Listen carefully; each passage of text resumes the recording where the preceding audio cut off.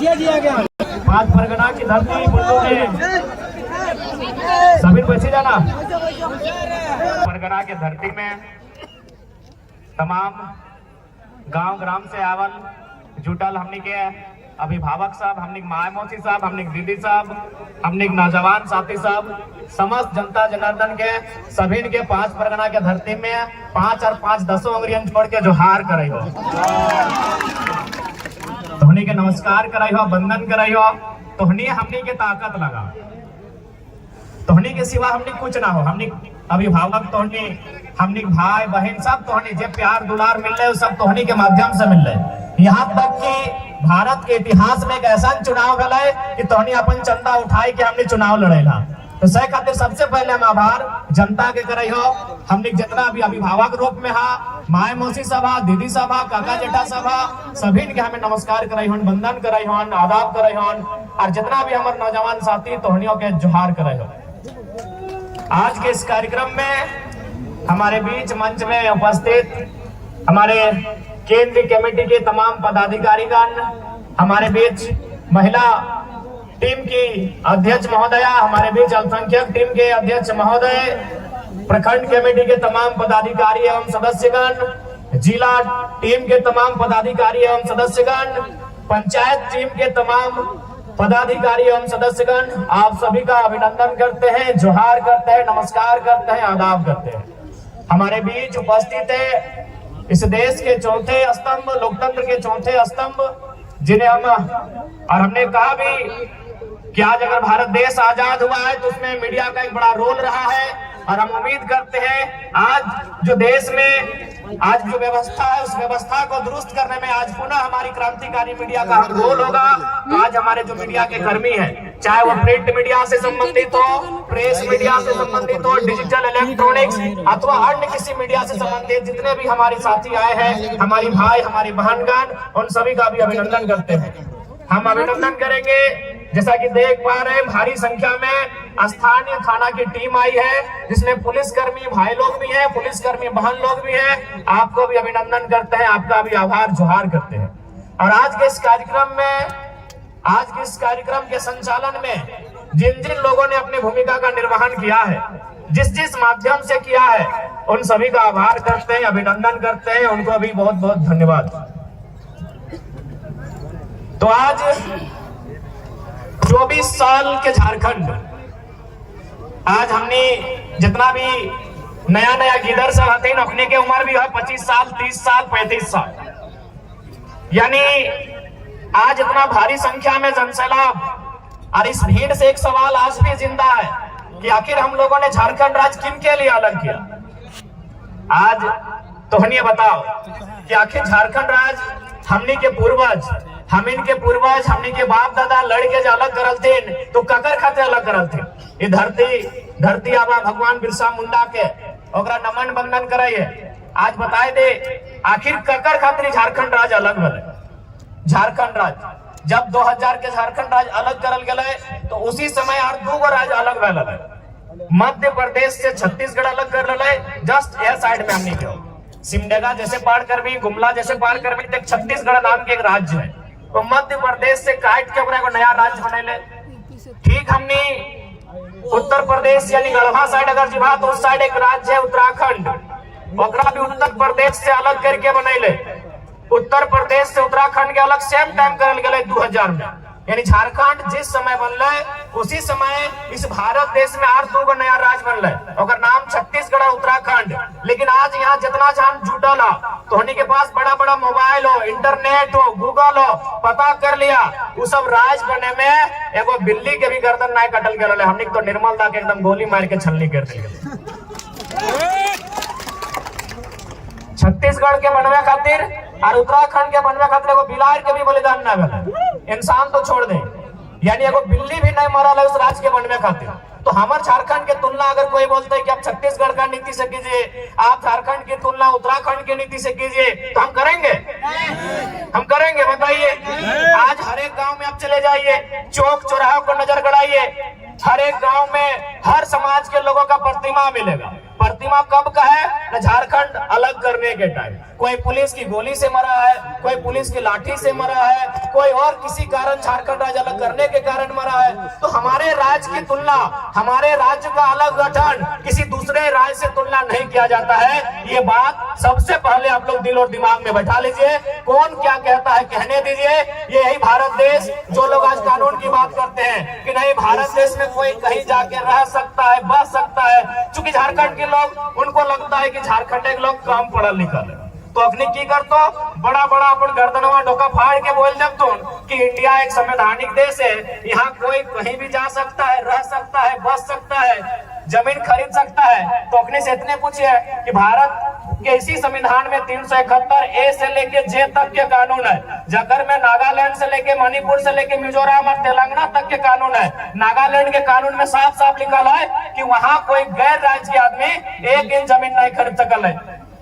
तो केवल ये नियम झारखंड खातिर थोड़ी है, यही तो भैया एक मेरे देश का संविधान है। इसी देश के संविधान में झारखंड को कहता है कि आपके पास 60 विधायक होने चाहिए, तभी आप राज्य में सरकार का आधार बनेंगे। और इसी देश का कानून सिक्किम को कहता है, अरुणाचल प्रदेश को कहता है, और 2 राज्यों को कहता है कि आपके पास अगर 30 विधायक भी है लड़ने के लिए तो आप चला सकते हैं राज्य को। तो आज वास्तव में झारखंड के लोगों को भ्रम फैलाकर इसीलिए रखा गया कि हमारे लोग कहीं नहीं है। आज ब्यूरोक्रेट्स की बात कीजिए, आज जुडिशियरी की बात कीजिए, आज आप किसी भी सेक्टर में चले जाए हमारे लोग नहीं है। इसीलिए एक तरह तरह के मन में इनको सेट कर दिया जाता है कि नहीं ये कानून नहीं बन सकता है, ये कानून का मांग करना ही आपका गलत है। आपका 1932 जो खतियान की बात करते हैं ये अंग्रेजों के टाइम का कानून है। उनको बताइएगा कि अगर 1932 अंग्रेजों के टाइम का कानून है तो इसी देश में सन 1990 में भारतीय संविधान में 66वां संशोधन करते हुए सीएनटी कानून जो 1908 का कानून है उसके 3 अध्याय को क्यों शामिल किया गया? इसी देश में, इसी संविधान में, अभी आजाद भारत में, अंग्रेजों के टाइम नहीं, 1990 में 66वां संशोधन, कानून का नाम है सीएनटी कानून। कब का कानून है? 1908 का कानून है। तो भैया अगर 1908 का कानून आजाद होने के बाद लीगल हो सकता है, वो संवैधानिक हो सकता है, तो 1932 का कानून संवैधानिक क्यों नहीं हो सकता है? हाँ, अगर 1932 के कानून से किसी लोगों के हक अधिकार को रोक दिया जाता, किसी के हक अधिकार से वंचित कर दिया जाता, तब आप उसको असंवैधानिक कहते हैं। हमने तो बार बार यही कहा कि 1932 से लेके 1964 से लेके जिलों के अंतिम सर्वे सेटलमेंट से लेके यहाँ की भाषा, संस्कृति, परंपरा को ऐड करते हुए इस राज्य के लिए एक मजबूत स्थानीय नीति बनाई जाए, जो इस राज्य के लोगों को आगे आने का अवसर मिले, उनकी नौकरियों को, उनके रोजगार को, उनकी भाषा संस्कृति को कोई छीन नहीं पाए। असंवैधानिक तब होता जैसे धनबाद बोकारो का खतियान 1932 का है, यदि तमाड़ का खतियान 1964 का हो जाता और केवल कानून में 1932 ही शामिल किया जाता तो हम कहते कि भाई असंवैधानिक है, इससे धनबाद को तो लाभ मिलेगा लेकिन तमाड़ वालों का 64 है। हम तो कह रहे हैं कॉलम बनाइए। अरे भाई जब भारत के संविधान को पढ़िए ना, कोई भी धारा क्या सिंगल है, उप धारा है, उसमें अलग अलग क्लॉज है, ए का 1 है, A1 का क है कि नहीं है? तो आप बिंदु बाज करके झारखंड की स्थानीय नीति को बनाइए, और यदि आप झारखंड की स्थानीय नीति नहीं बना पाते हैं तो फिर राजगद्दी छोड़ दीजिए।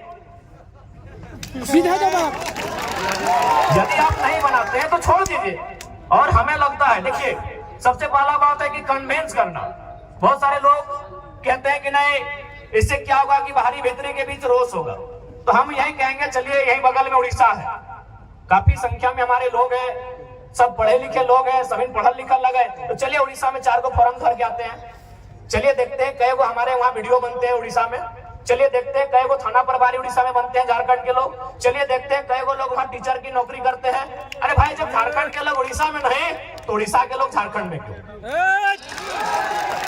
ज्यादा माथा खपाने की जरूरत नहीं है। झारखंड के लोग अगर उड़ीसा की सरकारी नौकरियों में नहीं, यदि झारखंड के लोगों का 1 इंच का कब्जा उड़ीसा में नहीं, बिहार में नहीं, छत्तीसगढ़ में नहीं, यूपी में नहीं, तो उनका कब्जा और उनका मनमानी यहाँ क्यों रहेगा? यही तो सवाल है। सही बात है। हमने आप ही बताइए, हमने तो बार बार कहा कि उड़ीसा हमारा बड़ा भाई है, पश्चिम बंगाल हमारा बड़ा भाई है, बिहार भी हमारा बड़ा भाई है। हम संयुक्त रूप से उड़ीसा, बिहार और बंगाल को शेयर किए हैं। आज बंगाल के पास 88,000 वर्ग किलोमीटर के आसपास जमीन है। आज अगर बिहार की बात करें तो 94,000 वर्ग किलोमीटर के आसपास है। अगर उड़ीसा की बात करें तो 1,55,000 वर्ग किलोमीटर है। हमारे पास 79,000 जो सबसे कम होता है, हमारे पास 79,000 वर्ग किलोमीटर का जमीन है। तो उसमें आप नजर काहे गड़ा के बैठे हैं? सही बात है। उसमें आप नजर गड़ा के काहे बैठे हैं बताइए।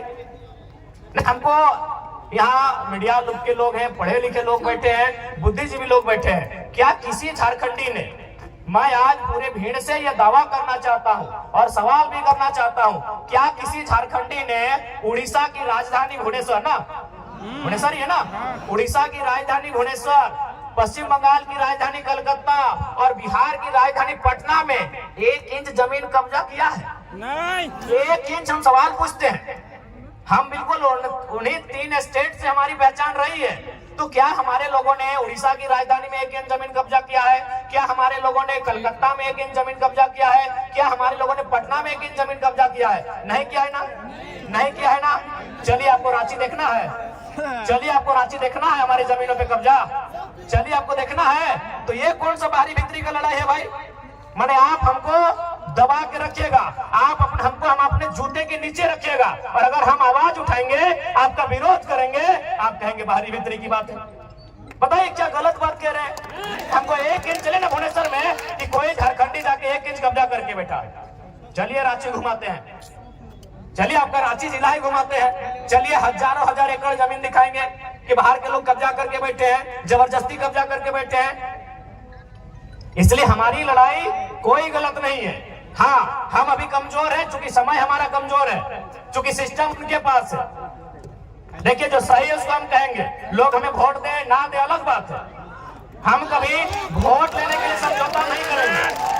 हम वोट लेने के लिए सुदेश महतो और हेमंत सोरेन बनने नहीं जा रहे हैं। जो सही है तो सही है, जो सही है तो सही है। झारखंड के साथ समझौता नहीं करेंगे।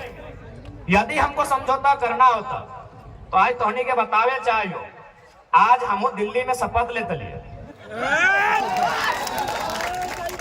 अरे उतना तो छोड़ दीजिए संसद का, आपको क्या लगता है कि विधानसभा में ऑफर नहीं आ रहा है? विधानसभा में अभी तक 7-7 सीट का ऑफर आ चुका है कि आप हम लोग के साथ आइए, आपको 7 सीट देंगे। अच्छा, अगर आप जीत के आते हैं, अगर 7 सीट जीत जाते हैं तो 2 लड़का को आपका मंत्री बनाएंगे। तो ऐसा नहीं है कि हम लोग को अभी ऑफर नहीं आ रहा है। अरे लोकसभा का चुनाव खत्म होने के बाद बाकी लोग दुनिया घूमने गया था, हम लोग उस दिन से भी रणनीति बना रहे हैं, उस दिन से हम लोग से लगातार संपर्क आ रहा है। तो ऐसा नहीं है कि हम लोग विधायक नहीं बन सकते हैं। ऐसे भी 10 को विधानसभा में हम लोग 50 वोट लेके आए हैं। विधायक बनना हम लोग के लिए आज के डेट में कोई अब टफ काम नहीं है, लेकिन हम लोग विधायक बनने नहीं आए हैं, हम लोग इस राज्य का नेता बनने आए हैं। अब सुन लीजिए, विधायक बनने में और नेता बनने में अलग अंतर होता है। विधायक किसी की चापलूसी करके, पार्टी की गुलामी करके बन सकते हैं। अभी आप संजय सेठ जी, चलिए मंत्री हैं, उनको बधाई देते हैं। संजय सेठ नो डाउट सांसद है और मंत्री भी हैं, लेकिन नेता नहीं है, क्योंकि यह शख्स बिना पार्टी के वार्ड नहीं जीत सकता है। नेता नहीं है भैया। हम उनको बधाई देते हैं कि चलिए मंत्री बन गए, झारखंड के लिए काम कीजिए, लेकिन वो लीडर नहीं है। चूंकि वह एक उद्योग घराने से उनका संबंध था, अरबों के मालिक है, और बीजेपी को अरबपति लोग पसंद है, खासकर व्यापारी वर्ग उनको पसंद आता है। टिकट दे दिया, बोलिए उनको बीजेपी और कांग्रेस का टिकट हटाए और एक पार्षद का चुनाव लड़ेगा, जीत जाएंगे, हम नेता बोलेंगे, बोलेंगे नेता। और आपके सामने खड़े हैं संजय मेहता 1.5 लाख वोट, आपके सामने खड़े हैं देवेंद्रनाथ महतो 1,32,000 वोट। एक बूथ खर्चा नहीं दिया है भाई, इन्हें नेता कहा जाता है। एक दिन हम एक शादी घर में गए थे, एक राज्यसभा सांसद कोई समीर उरांव करके, हम जानते नहीं है, बैठे थे बगल में। तो हम गए तो काफी भीड़ लग गया, तो लोग बोलने लगे कि भाई वो जो बगल में बैठे हैं वो सांसद है। बोले यार सांसद और 2 गवर्नमेंट के साथ नहीं बैठा है। तो सांसद विधायक बनना आज के डेट में आसान है, नेता बनना आसान नहीं भैया, क्योंकि नेता का संबंध जनता के दिल से होता है, ये आसान है। सांसद विधायक आसान है, किसी पार्टी की जी हुजूरी कीजिए, तरफदारी कीजिए, और बिल्कुल आसान है। अभी आप हेमंत सोरेन जी को कहिए अपनी वंशावली जारी कीजिए और हम गारंटी लेते हैं आने वाली 4 पीढ़ी तक उनके घर में विधायक बनेंगे। जो पैदा नहीं हुआ उनके घर में वही बच्चा विधायक बनेगा। क्योंकि विधायक सांसद बनना आज के डेट में आसान है। हम लोग नेता बनने आए हैं। नेता उसे कहते हैं जो राज्य के नेतृत्व करे। नेता उसे कहते हैं जो शोषित वंचित लोगों के लिए लड़े। हम वो काम करने आए हैं। अगर हम लोग को विधायक सांसद बनना होता, आज भी कह रहे हैं सभी पार्टी जो झारखंड में बड़ी बड़ी पार्टी है सीधा ऊपर है। अरे हमको तो पहली बार पता चला लोकसभा के चुनाव में कि सीआर मने करोड़ रुपया को बोला जाता है। हम सीआर मने सीआर समझते थे।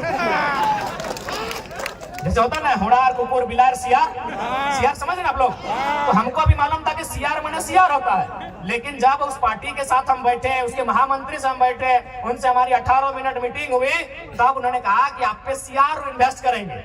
हम बोले कि यार टाइगर पे सीआर इन्वेस्ट करेगा, तो सीआर मने करोड़ होता है। हमको पहली बार मालूम चला कि सीआर को करोड़ कहा जाता है। तो भैया अगर हम लोग को अगर अपने लिए जीना होता, अपने लिए महफिल सजानी होती, तो करोड़ रुपए का इन्वेस्ट करने के लिए लोग तैयार थे। लाख रुपए नहीं, करोड़ों रुपए। यहाँ तक कि हमें कहा था कि काहे आप स्कॉर्पियो से मतलब चलते हैं, हम लोग चुनाव के कैंपेन के दरमियान आपको हेलीकॉप्टर भी मुहैया करवाएंगे। लेकिन क्या ये रास्ता अगर हम लोग भी अपने स्वार्थ के लिए चुन लेंगे तो क्या झारखंडियों के साथ धोखा नहीं होगा? जरूर होगा। आज हम कभी भी सभा में आते हैं तो सबसे पहले जो लोग हमारे सामने बैठते हैं उनकी आंखों में देखते हैं, उनके मुरझाए हुए चेहरे को देखते हैं, उनके जो झुर्रियां, उनके एक जवानी अवस्था में जो चेहरे पे झुर्रियां आ गए, उन झुर्रियों को देखते हैं। नौजवानों के 30-35 साल के जो नौजवान, उनके जो बाल सफेद होने लगे, उस व्यवस्था को हम लोग देखते हैं कि आज क्या दशा है हमारे राज्य की, आज किस स्थिति में गुजर रहा है हमारा राज्य। आज 40% खनिज देने के बाद भी हमारे राज्य में कहीं कोयला तो कहीं लोहा तो कहीं तांबा तो कहीं यूरेनियम रहने के बाद भी अगर हमारे राज्य के नौजवान इस हाल में रहेंगे, अगर हमारे राज्य के नौजवान इस दशा से गुजरेंगे, तो हमें लगता है इस दशा को, इस दुर्दशा को बदलने का जिम्मा उठाना चाहिए। इसीलिए हम लोग एक शुरुआत करने आए हैं। हमने हटो नहीं कहा कि हमने कोना जादू के छड़ी लेके आए लियो और घुराए देबो और तोहनी के रातों रात समस्या के समाधान बजे तो, लेकिन झूठ सच कहना आए लियो। हमने एक कोशिश करे आए लियो और कोशिश हमने दो तरह से कर सकलियो। एक कोशिश धरना दे के, एक कोशिश आंदोलन करके और एक कोशिश विधानसभा के अंदर बैठ के। तो हमने धरना दे के कोशिश कर लियो, आंदोलन भी दे लियो। आज सभी केस खाए लो, जितना भी हमने प्रत्याशी हलो सभी केस खाए ले हलो, खाए ले हलो कि नहीं, सभी केस खाए लो। जकर जकर तो नाम हमने पार्टी में जाने हैं, सभी केस खाए लो। तो हमने आंदोलन से तो कभी पीछू ना हट लिए, हमने आंदोलन करे से कभी पीछू ना हट लिए, हमने जनता के बात कहीं भी रखे से कभी पीछू ना हट लिए। लेकिन अब हमने के लागा है और तोहनियों के लागा है कि अब आंदोलन के साथ साथ, धरना के साथ साथ नौजवान सबके मौका विधानसभा के भीतर मिलना चाहिए। मिलना चाहिए या ना मिलना चाहिए? मिलना चाहिए ना, मिलना चाहिए ना मैया मोसियन दीदी साहब। अब विधानसभा के भीतर मौका मिलना चाहिए ना। तो अगर मिलना चाहिए तो इस बार जोरदार तैयारी होना चाहिए। अब सवाल रह गया कि आखिर विधानसभा के चुनाव क्यों?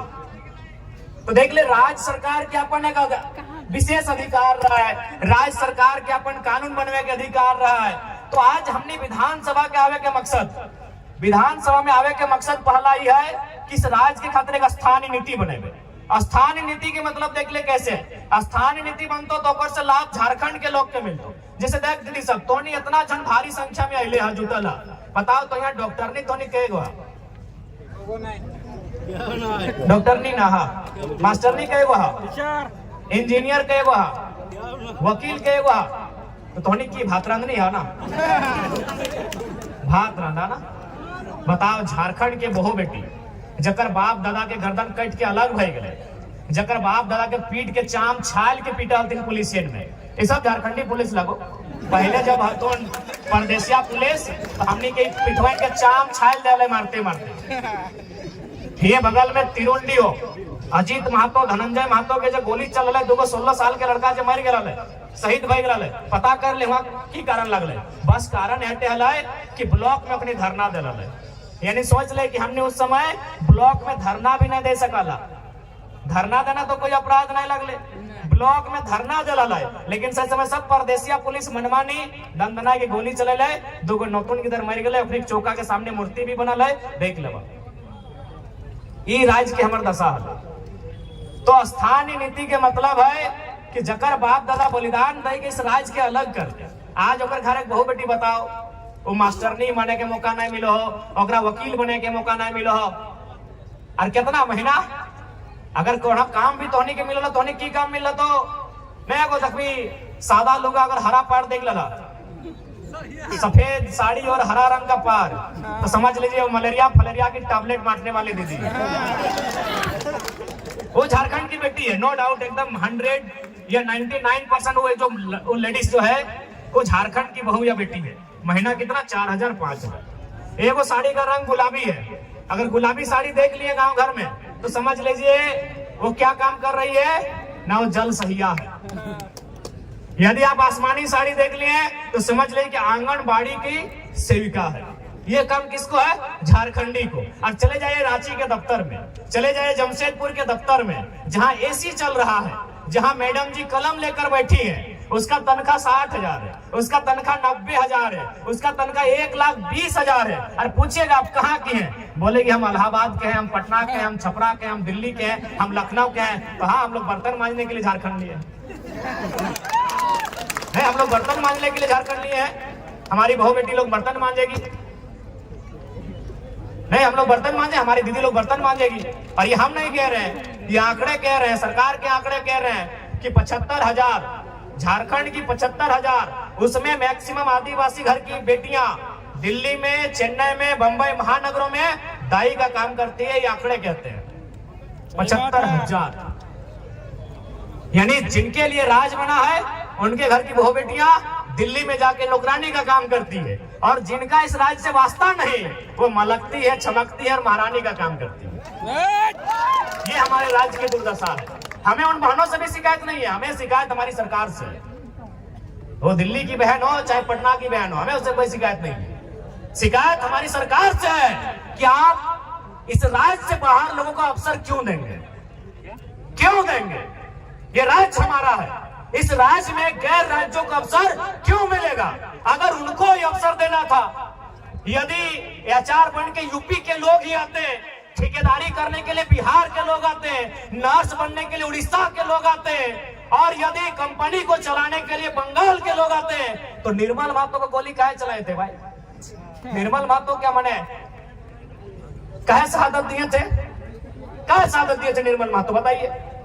आप आज ठेकेदारी के लिस्ट उठाइए, अरे आपको ताज्जुब होगा कि पीसीसी रोड का ठेका यूपी और बिहार के लोग लेते हैं। ये हम नहीं कह रहे, अखबार का कटिंग कह रहा है। 80% पीसीसी रोड का ठेकेदारी अब यूपी और बिहार के लोग झारखंड में करते हैं। तो झारखंड के लोग क्या करेंगे?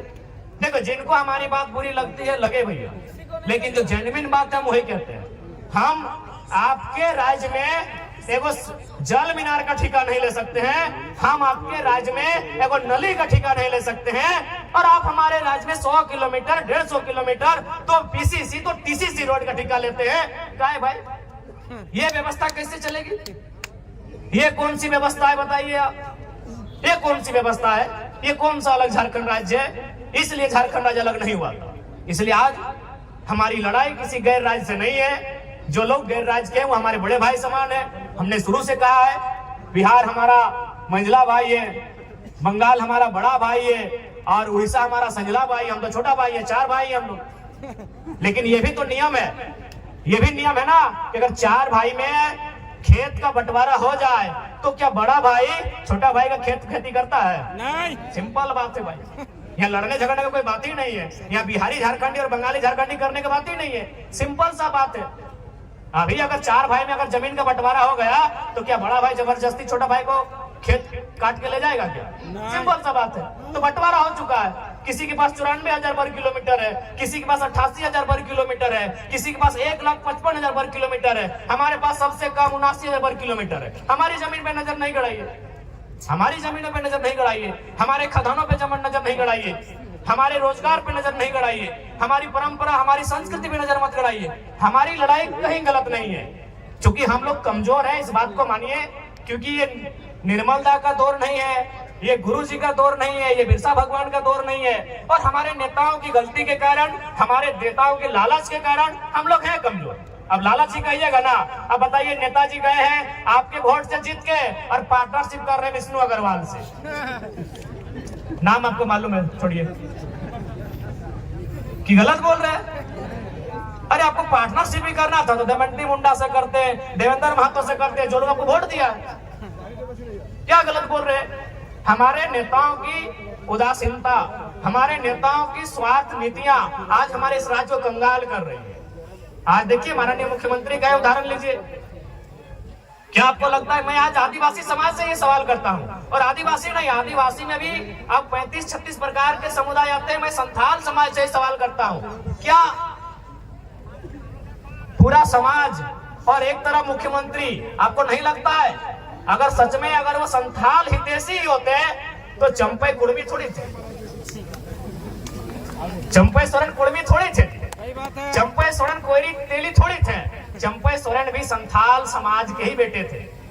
3 महीना बर्दाश्त नहीं हुआ, अरे खुद तो बाहर आ गए, भाभी को भी लड़ा दिए गांडे से। हम तो बोले आप उनकी वंशावली जारी कर दीजिए और अपना सीट जारी कर दिए, काहे वहां नया लड़का लोग तैयारी करेगा। 3 महीना बर्दाश्त नहीं कर पाए ये लोग। 4 साल 5 साल, कोई हजारीबाग में चूल पका के आया है, कोई जमशेदपुर में 10 साल अप्रेंटिस का काम करके आया है, कोई धनबाद के कोयला खदानों के अंदर प्रैक्टिस करके आया है, 10 साल तक प्रैक्टिस किया है, और आप 3 महीना बर्दाश्त नहीं कर पाए। तुरंत सीएम का कुर्सी आपको चाहिए। और आके चूंकि है थोड़ा सा लोग आगे बहुत अच्छा माननीय मुख्यमंत्री जी दिखाने भी लगे, बड़ा बड़ा दाढ़ी पका पका के, जैसे जेल में सुविधा नहीं था। मैं आपको कहूंगा, ध्यान से देखिएगा, वो केवल वो कहते हैं हाथी के दांत खाने के अलग होते हैं, दिखाने के अलग है। तो माननीय हेमंत है जो वो दिखाने के लिए दाढ़ी बढ़ाया है, पांव देखिएगा यहाँ सेविंग हुआ है, पांव देखिएगा। क्योंकि लोग आपको बताएंगे कि जेल में सुविधा नहीं थी, जेल में हमारे साथ वहां भी अत्याचार हो रहा था, गरीब आदिवासी है वहां भी अत्याचार हो रहा था। ध्यान से पांव को देखिएगा, ईमानदारी से बोल रहे, आप चेक कीजिएगा, पांव का सेविंग हुआ है। ये दिखाना होगा ना भैया, आप नोट नहीं किए, आप भावनाओं में बह गए कि चलिए बाहर आ गए हैं। ठीक है, उनके प्रति अगर जेल में थे हमारी भी हमदर्दी है, लेकिन अगर वो राज को छलने का काम करेंगे, केवल अपने परिवार का जेब भरने का काम करेंगे, तो हम हेमंत से भी सवाल करेंगे, अर्जुन मुंडा से भी सवाल करेंगे, और सुदेश महतो से भी सवाल करेंगे। आपके साथ अगर अन्याय होगा तो हमदर्दी रहेगी। आपके साथ ईडी ने आपको परेशान किया, हमदर्दी हमने दिखाई कि भाई ईडी खाली विपक्ष के पास ही क्यों है, वो पक्ष वालों के पास क्यों नहीं है, बीजेपी के लोगों के पास क्यों नहीं। बिल्कुल, हमने हर बार इंटरव्यू कहा, लेकिन आप आकर दिखाएंगे बड़ा बड़ा दाढ़ी और पांव सेव करके आएंगे तो जनता को तो बताएंगे। तो इसलिए देखिए, उसके बाद सबसे महत्वपूर्ण, आज अगर इस राज्य को बचाना है, एकदम स्पष्ट जान लीजिए, अगर झारखंड राज्य को संरक्षण देना है, यदि झारखंड राज्य को सुरक्षित करना है, तो आपको ज्यादा नहीं सोचना है, ज्यादा दिल्ली बंबई और यह पूरे राज्य को नहीं सोचना है। आप बस झारखंड नाम को पढ़िए, उस झारखंड नाम बनने की जो उसके पीछे जो तथ्य है उसको समझिए, उस झारखंड राज्य के साथ जो फीलिंग्स है उसको समझिए। झारखंड, आप ज्यादा दिमाग मत दौड़ाइए। झारखंड यानी झारखंड, झाड़ माने ये देखिए पहाड़, झाड़ यानी जंगल, झाड़ यानी जंगल, यानी सबसे पहले अगर झारखंड को बनाना है तो वन कानून में सुधार कीजिए और बिल्कुल वनों को बचाइए। और दूसरा, अगर झारखंड को बचाना है तो खंड यानी जमीन, जमीन यानी सीएनटी का कानून, जमीन यानी सीएनटी का कानून, जमीन को बचाइए। यदि झारखंड को बचाना है तो नौकरी तो बाद में होगा ही, नौकरी को हम सेकेंडरी मानते हैं, भले आप कैसा, आपका अपना ओपिनियन है, हम खेत को प्राइमरी मानते हैं। क्योंकि अगर हमारे पास अगर नौकरी नहीं रहेगी, जो कि संभव भी नहीं कि हर नौजवान के पास होगी, लेकिन हर नौजवान के पास उसके बाप के नाम से एक बकोती जमीन का टुकड़ा रहेगा। आज वर्तमान सरकार की क्या घोषणा पत्र में है कि जीएम लैंड क्या वो मालगुजारी रसीद कटाएंगे। जीएम लैंड शायद नौजवान नहीं समझते हैं, समझना चाहिए, क्योंकि नौजवान थोड़ा इंस्टाग्राम वाले हो गए, नौजवान थोड़ा फिल्टर वाले हो गए, नौजवान थोड़ा फेसबुक वाले हो गए, इसलिए पता नहीं जीएम लैंड समझते हैं कि नहीं। आज देखिए चूल पका हुआ दादाजी लोग जीएम लैंड समझते हैं। जीएम लैंड यानी हमारे बपोती जमीन, जीएम लैंड। अब देखिए यही से सवाल सुनिए, अभी तक रसीद नहीं कटा रहा है, सरकार का ये घोषणा था, उससे नुकसान क्या होगा सुनिए। पहला बात, जीएम लैंड किसी सरकार की नहीं है। हम तो स्पष्ट कहते हैं कि कोई भी जमीन किसी सरकार का नहीं है, कोई जमीन किसी सरकार का नहीं है। पता है क्यों? न सरकार बना है 15 अगस्त 1947 को, और ये जमीन हमारे पास कब से है? अरे हमको तो लगता है किसी किसी का बाप का जन्म 1947 में है, हमारा कई को पीढ़ी से पहले से जमीन हमारा है, तो ये जमीन हमारी है। इसलिए अगर हम लोग विधानसभा में आते हैं तो सबसे पहले जो जीएम लैंड है उसकी रसीद एकदम पुख्ता काटी जाएगी, उसकी रसीद किसानों के फेवर में काटी जाएगी। सबसे पहले अगर झारखंड को बचाना है तो यहाँ की जमीन को बचाइए। अगर जमीन ही नहीं रहेगी और कहीं के लोग आकर यहाँ बसेंगे, अपने साथ अपनी भाषा को लेके आएंगे, अपनी परंपरा को लेके आएंगे। आज देखिए असूरी जनजाति, हमारे पास जो ट्राइब की लिस्ट है उसमें एक 8 लिस्ट है जिसमें प्रिमिटिव ट्राइब आते हैं, जिसमें असूरी जनजाति आती है। क्या आपको मालूम है असुर लोग अभी कहाँ है, कितनी संख्या में है, उनकी भाषा कहाँ है? नहीं, खत्म हो रहा है। क्योंकि देखिए जैसे जैसे दूसरे राज्यों के लोग हमारे बीच आएंगे, नो डाउट मानसिक रूप से, हर स्तर से, बौद्धिक रूप से वो हमसे आधुनिकता के मामले में अच्छे हैं, हमसे अच्छा जीवन यापन करते हैं, तो उनके प्रेशर में, उनके दबाव में फाइनली दौर ऐसा आएगा कि हमारे लोग अपनी भाषा संस्कृति को खोते चले जाएंगे। हमारे लोग अपनी भाषा संस्कृति, अपने परंपरा को, अपनी पहचान को खोते चले जाएंगे। इसीलिए यदि झारखंड को बचाना है तो सबसे पहले झारखंड यानी जंगल और दूसरा जमीन। झारखंड में वही लिखा है, झाड़ यानी जंगल और खंड यानी जमीन का टुकड़ा। अगर जमीन के टुकड़े को आप बचा लेते हैं तो झारखंड ऐसे बच जाएगा। कहेगी झारखंड की मैक्सिमम जमीनें सीएनटी में आती है, झारखंड की मैक्सिमम जमीनें एसपीटी में आती है। अगर बहते हुए संविधान का दायरा में भी रह के अगर 10% लोग जेपीएससी में चले आते हैं, 10% लोग किसी बहाली में चले आते हैं, तो भैया उनको नौकरी तो भले झारखंड में करेंगे, लेकिन भाड़ेदार बनकर हमारे भाड़े के घर में रहना होगा। समझिए बात को। भले वो कोई सरकारी नौकरी करे, वीडियो बन के आए, सीओ बन के आए, या डीओ बन के आए, या डीएसपी बन के आए, लेकिन सीएनटी जमीन है। और सीएनटी जमीन यानी आदिवासी का जमीन गैर आदिवासी नहीं खरीदेगा, एससी का जमीन गैर एससी नहीं खरीदेगा, महतो का जमीन गैर महतो नहीं खरीदेगा, जो भी सीएनटी में आते हैं, मुंडा का जमीन गैर मुंडा नहीं खरीदेगा। तो सीएनटी का मतलब ये है कि आपकी जमीन को बचाना। और स्पष्ट कहेंगे चूंकि ये बिरसा बाबा और विशेषकर उनकी धरती है, भगवान बिरसा मुंडा की धरती है, तो हम एक लाइन कहेंगे, बिरसा मुंडा की शहादत के बाद इस राज्य को क्या मिला? बिरसा मुंडा, भगवान बिरसा मुंडा की शहादत के बाद इस राज्य को क्या मिला? दमयंती दी आप ही बताइए, एक लाइन में बताइए कि भगवान बिरसा मुंडा जैसे उनकी शहादत 1900 में हुई, पूरी 1900 में ना, जैसे उनकी शहादत 1900 में हुई, इस राज्य को क्या मिला? इस राज्य को मिला सीएनटी कानून। भगवान बिरसा मुंडा के शहादत के कारण इस राज्य को सीएनटी कानून मिला, क्योंकि उन्होंने अध्ययन किया कि बिरसा मुंडा क्यों लड़े। न बिरसा मुंडा लड़े दीकू के खिलाफ, बिरसा मुंडा लड़े यहाँ के जो लोग हैं आदिवासी मूलवासी, उनकी जमीनों को बचाने के लिए, उन जमीनों पे लगान ना देने के लिए। वो जमीन अंग्रेजों को नहीं देंगे, उस पे लगान नहीं देंगे, वो जमीन उनकी है, इसीलिए कानून बना सीएनटी। अब एक बात तय है, यदि आप भगवान बिरसा मुंडा को मानते हैं तो हेमंत सोरेन को नहीं मानना होगा।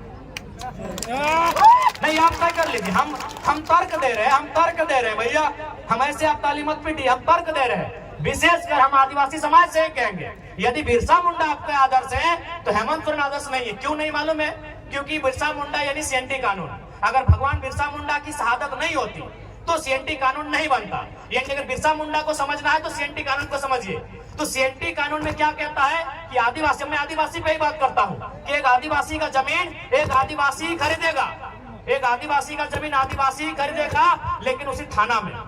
चलिए उस समय थाना तब जिला बन गया है, या फिर हम प्रखंड मान लेते हैं। चलिए हम ऐसे कानून में क्या है नहीं मालूम है, हम सपोज दैट जिला ही मान लेते हैं कि एक आदिवासी का जमीन उसी जिला, उसी प्रखंड के एक आदिवासी को खरीदना है। तो हेमंत सोरेन तो रामगढ़ जिला के थे, दुमका में काहे खरीदे? तर्क से बात कीजिए, ऐसे हवाई बात नहीं करेंगे। ये इसका मतलब वो बिरसा भगवान को खुद नहीं मानते हैं। हेमंत सोरेन खुद देखिए, माला चढ़ाने से बिरसा भगवान के आप अनुयायी नहीं हो गए। अगर हेमंत सोरेन जी ने बिरसा भगवान पे माला चढ़ा दिया तो उसके अनुयायी नहीं हुए। वो चाहते क्या थे, वो उनके मरने के बाद जो कानून बना, क्या उस कानून को हेमंत सोरेन मानते हैं? मेरा एक ही सवाल है। बिरसा भगवान के मरने के बाद एक कानून बना, उस कानून का नाम है छोटा नागपुर टेनेंसी एक्ट। वो कानून तैयार होना स्टार्ट हुआ 1902 में और फाइनल हुआ नवंबर का महीना 1908 में। ये कानून बना बिरसा भगवान की शहादत के बाद। तो क्या माननीय मुख्यमंत्री उस कानून का मानते हैं? जी नहीं, धज्जियां उड़ाते हैं। उस कानून की धज्जियां उड़ाते हैं। उनका जमीन रांची में, उनका जमीन रामगढ़ में, उनका जमीन बोकारो में, उनका जमीन धनबाद में, उनका जमीन दुमका में, 5 जिला में हम जानते हैं। बाकी आप जानिए, बाकी आप जानिए, बाकी भैया आप जानिए। देखिए, आज लोगों को हमसे हालत इसलिए खराब है कि हम सरल शब्दों में लोगों को बहुत गहरी गहरी और रहस्यमयी बातों को समझा देते हैं। जो बातें उलझी हैं उन बातों को सुलझाते हैं। इसीलिए आज हमें लोग जानते हैं कि ये लड़का लीडर तो है ही, साथ में टीचर का काम करता है। और समाज में अब लीडर पैदा होने दीजिए, टीचर पैदा मत होने दीजिए। इसीलिए लोग इतना केस करता है हम लोग के ऊपर। एक सिंपल सा बात है, हेमंत सोरेन आदरणीय मुख्यमंत्री, बड़े भाई उनको बोल रहे हैं, बिल्कुल बिरसा भगवान के सिद्धांतों को नहीं मानते हैं। अगर मानते हैं तो चलिए आपसे कहेंगे, आपने वैसे भी आदिवासी का ही जमीन खरीदा, अभी कितना करोड़ों का था। बोकारो वाला तो पेपर भी देख लीजिए, कटिंग 20 करोड़ बताया जा रहा है उसका अनुमान। आप उस आदिवासी परिवार का जमीन वापस कीजिए, हम मानेंगे आप आदिवासी हितैषी भी हैं और आप बिरसा भगवान को मानने वाले भी हैं। तो इसलिए अगर हम लोग सरकार में आते हैं तो देखिए, मेरा जो दिल कहता है, हमने चूंकि किसान का बेटा है, हमारा कौम भी जो कुर्मी का अर्थ आता है कोड़ना, कोड़ना यानी मिट्टी कोड़ना, तो हमको भी लगता है चाहे आदिवासी की समस्या है, चाहे गैर आदिवासी रहे, मूलवासी रहे या ओबीसी रहे, किसी की रहे, पहली समस्या जमीन की है। आज हमारी जमीनों को जबरन कब्जा किया जा रहा है, आज जबरन हमारी जमीनों पर फैक्ट्री लगाई जा रही है, आज जबरन हमारी जमीनों पर सड़क पार किया जा रहा है। इसलिए हम लोग सबसे पहले जमीन कानूनों को सुधार करेंगे। अगर जमीन रहेगा तभी हम जिंदा रहेंगे, नहीं तो किसी रेलवे प्लेटफॉर्म में वो कटोरी लेके क्या बोलते हैं, गुलगुलिया। हालांकि माफी चाहते हैं शब्द के लिए, लेकिन जो सच्चाई है कहते हैं, वो गुलगुलिया कोई बंजारा बोलता है, वही हमारा और आपका जीवन होगा। क्योंकि गुलगुलिया कोई नदी के किनारे पैदा नहीं हुए हैं, गुलगुलिया आकाश से टपके हुए लोग नहीं है, ना ही धरती को चीर के आए हैं। किसी और नर और नारी ने उनको जन्म दिया है, और वो नर नारी, उसका भी कहीं खेत खलिहान होगा, उसका भी कहीं बाग बगीचा होगा, लेकिन आज उसके पास नहीं है। शायद इसी प्रकार जैसा आज हमारे साथ हो रहा है, उसके साथ 100 साल पहले हुआ होगा। आज जिनको हम बंजारा कहते हैं, आज जिनको हम गुलगुलिया कहते हैं, आज जिनके पास माने सर ढकने के लिए छत नहीं है, जिनके पास कदम रखने के लिए इतना जमीन नहीं है, वो हमेशा ऐसे नहीं थे, वो हमेशा ऐसे नहीं थे। उनके पास भी इसी दुनिया में, इसी जहान में, किसी कोने में जरूर एक जमीन का टुकड़ा होगा, जहां उनके पूर्वजों का आशियाना होगा, जहां की सुबह और शाम वो अपने परिवार के साथ जीते होंगे, खाते होंगे, एक साथ रहते होंगे। लेकिन आज उनके पास कुछ नहीं है। चले जाइए रांची का रेलवे स्टेशन, चले जाइए धनबाद का रेलवे स्टेशन, चले जाइए कोई भी रेलवे स्टेशन, आपको मिलेंगे वो लोग। तो हम नहीं चाहते हैं कि झारखंड के लोगों की दशा ये हो। इसलिए अगर हम लोग गवर्नमेंट में आएंगे तो सबसे पहले यहाँ के जो जमीन कानून है मजबूती से लागू करेंगे, उनको और प्रभावी बनाएंगे, ताकि यहाँ के लोगों, भोले भाले लोगों की जमीन